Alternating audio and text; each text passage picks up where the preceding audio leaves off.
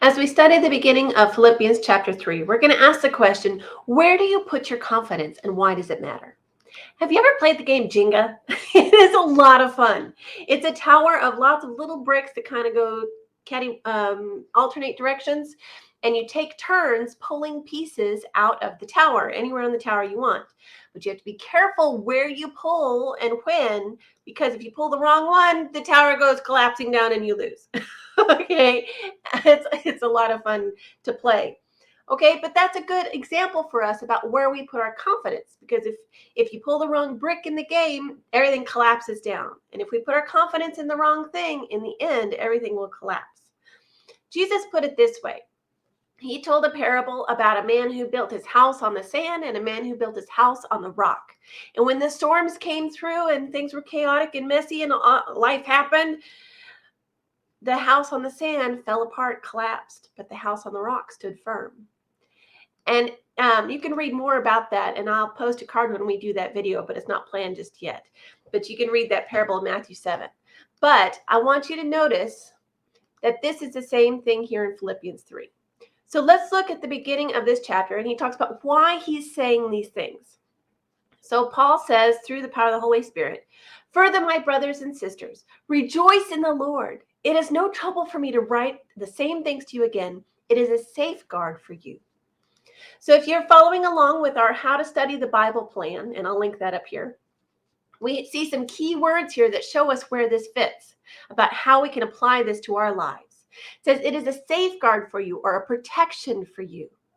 That tells us that we are in the caution category. It's a warning, okay? This is something that we should examine in our hearts and in our lives, and look and see and ask the Holy Spirit to show us what we can't see in our hearts and in our lives, and see if there's something we need to stop doing, or something we need to do, or something we need to continue doing. Okay? So, like I said, it could spill into either one. Lord Jesus, please examine our hearts and our lives and show us where we are putting our confidence. Not just where we think we're putting our confidence, but where we are really building our lives. What are we really building our lives on? Show us, Father, what you see. Give us your eyes to see in our hearts and in our lives.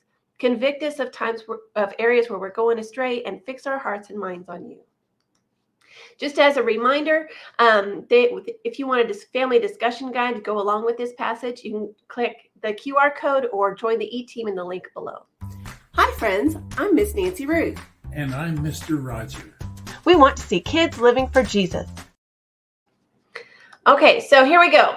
It says, watch out for those dogs, those evildoers, those mutilators of the flesh, for it is we who are the circumcision, we who serve God by his Spirit, who boast in Christ Jesus, and who put no confidence in the flesh.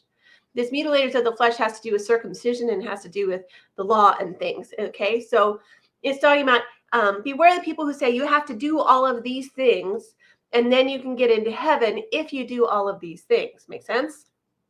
Okay, scripture is very clear that salvation, the way to heaven, is through faith in Jesus Christ alone. That's it. Believing in Jesus Christ and you will be saved. But people add, but you also have to do all of these other things on there. And it becomes a burden for people to bear, saying you have to believe in Jesus and be circumcised and go to church every Sunday and all these things, then you can go to heaven. Okay, that's called legalism or perfectionism. You have to be perfect about doing all of these things, including believing in Jesus, then you can go to heaven if you're perfect about doing all of these things. Notice that in this instance, they're putting their confidence in what they can do, their confidence in being perfect, in following all the things that they need to do. That's where they're putting their confidence. And there's a problem with this. And look what scripture says. For all have sinned and fall short of the glory of God. We can't be perfect because we're not perfect people. We're human beings, and human beings are not perfect. Not after sin entered the world. We all fall short of that perfect standard. It's impossible to meet. In addition, look at this. This is Isaiah 64:6. All of us have become like one who is unclean, and all of our righteous acts, all the good things that we do to check off the list, are like filthy rags. Yuck. I was cleaning my sink this morning, and the rags and things got all yucky and dirty. It was gross. Okay, just like that is how God sees all these good things that we do to get our way to heaven. We all shrivel up like a leaf, and like the wind, our sins are swept away. Oh, sorry, like the wind, our sins sweep us away. Oh my goodness. So all the good things, we can fill our calendar and fill our volunteer everywhere and be involved in everything and do all these right things and have the perfect outside looking life that everybody thinks, oh, they're so perfect, they have it all together, all these things. That's not gonna do it. That's that perfectionism. And if we put our confidence in that, everything's gonna fall apart. And the sin in our lives are gonna be exposed and it's gonna be messy. Okay. So where does that leave us? There's nothing we can do on our own to get to heaven. That's where that leaves us. But look at this. This is Psalm 56, 5 and 7. Yes, my soul find rest in God. My hope comes from him, not from the things I can do, but from him. Truly, he is my rock and my salvation. He is my fortress, and I will not be shaken. My salvation and my honor depend on God, not on me, on God. He is my mighty rock, my refuge. Look at this too. Ephesians 2:8. For by grace you have been saved through faith. This is not your own doing. It is the gift of God. And the next verse goes on to say, not as a result of works, checking off and doing all the things right, so that no one may boast. And we see this here in verse 3. It says, boast in Jesus Christ and put no confidence in the flesh, in the things that I can do on my own. And then it continues. Paul gives us a great example. He himself was a great example. And listen to this. This is so good. This reminds me of all the people, and all of us fall into this trap at some point or another, but people that say, but I do this and this and this and this and this. I'm in church every Sunday. I'm a deacon. I volunteer. I serve meals in the homeless shelter. I do, I donate everything. I'm giving away most of my income, all the things. They're checking off all of their lists. Okay, Paul falls into this kind of category. Listen to this. Though I myself have reasons for such confidence in the flesh, things that he could do that might make him look good and all these things.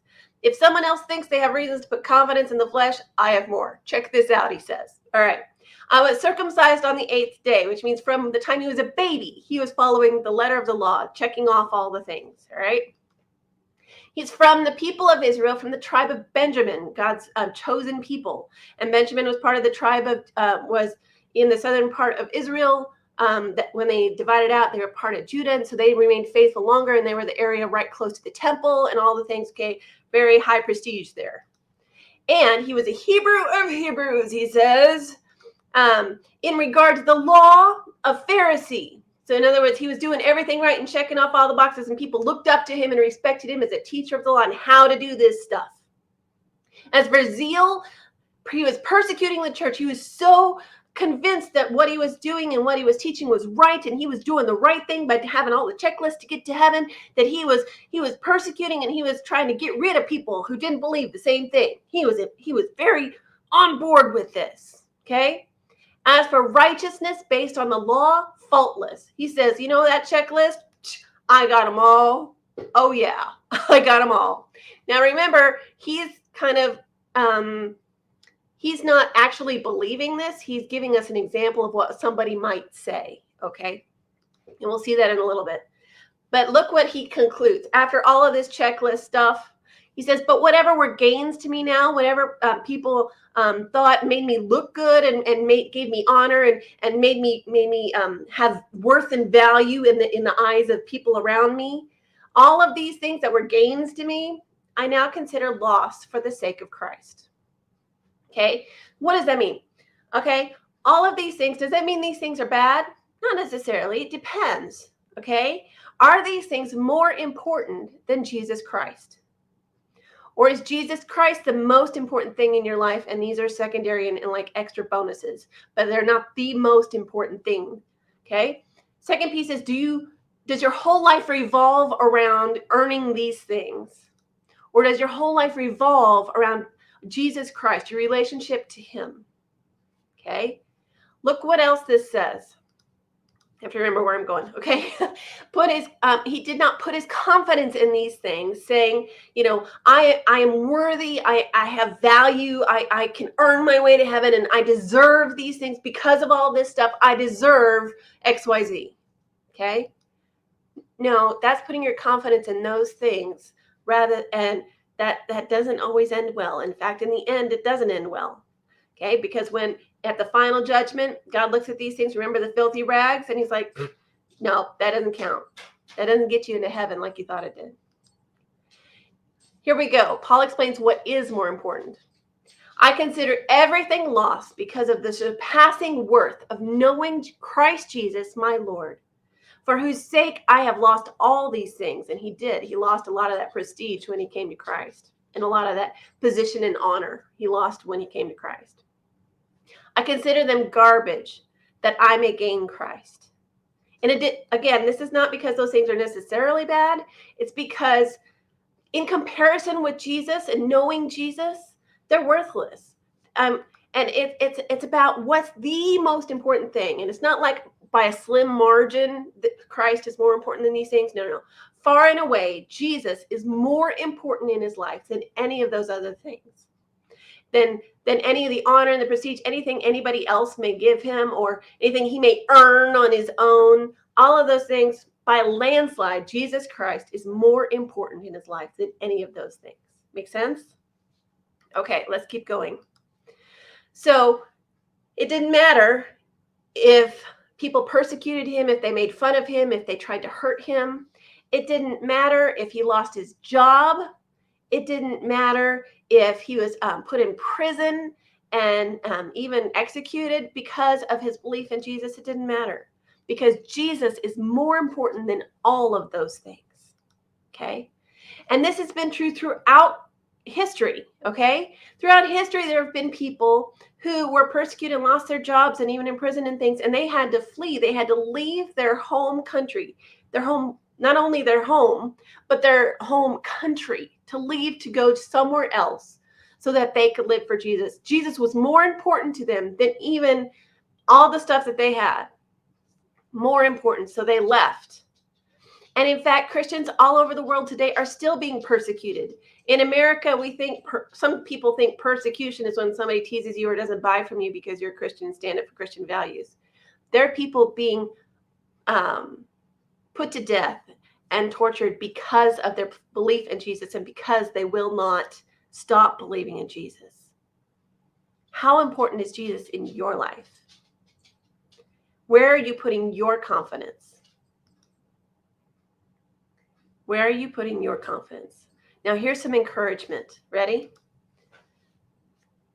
When we put Jesus first, we have some promises in Scripture. Watch this. I consider them garbage that I may gain Christ. Okay, when you put Christ first, you get him. That's amazing. You abide in Christ, and he lives in you, and you live in him. You get Christ. And that's the best of all. But it continues. Watch this.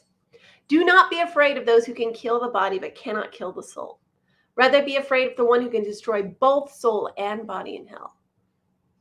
The people around us think they can hurt us, and it does hurt. It does hurt, but it's a short-term hurt, because when Christ comes back again, we have all eternity with him if we trust him as our Lord and Savior. And all the tears will be wiped away, all the pain and suffering will be wiped away, and we get to live with him forever in all the good things of heaven. Where are you putting your confidence? What is your life revolving around? What is the most important thing for you? Is it something that will fall away in the end? Or is it something that will last? Is it Christ Jesus? Look how Philippians continues. It says, I want to know Christ. Yes, to know the power of his resurrection and participate in his suffering, small or great, becoming like him even in his death, so that somehow obtaining to the resurrection of the dead. Now, this phrase is a little hard to understand because other parts in Scripture it says, when you believe in Jesus, you will be raised from the dead. Hands down, no question about it. Okay, so we're not exactly sure how this works out, but the point is, what are you building your life around? Are you putting your confidence in Christ Jesus or in something else that will not last? Remember, it's by faith you have been saved, not as a result of your own doing, not as a result of works, so that no one can boast. And it's not enough to say, here's my ticket to heaven. Now I can go and do whatever I want and sin, and it doesn't matter because God will forgive me. That's not how that works. Romans is very clear about that. When we ask Jesus to be our Savior, the Holy Spirit comes to work in our hearts and our lives, and he continues to work and make us more like Jesus, to increase our love for him and our desire to please him and to serve him, not so that we can continue to earn our way to heaven. That's not why. It's because of our love for him overflowing into our actions as the Holy Spirit changes our hearts and our lives. Think about that today as we go on. And if you want to know more about how that kind of works, of what God's part and our part is, you can check out this video. Don't forget to subscribe. We post memory verses in 4 translations, key passages, answers to Bible questions, and more. Check out our store and freebies at parentroadmin.com. We love you, friends. See you next time.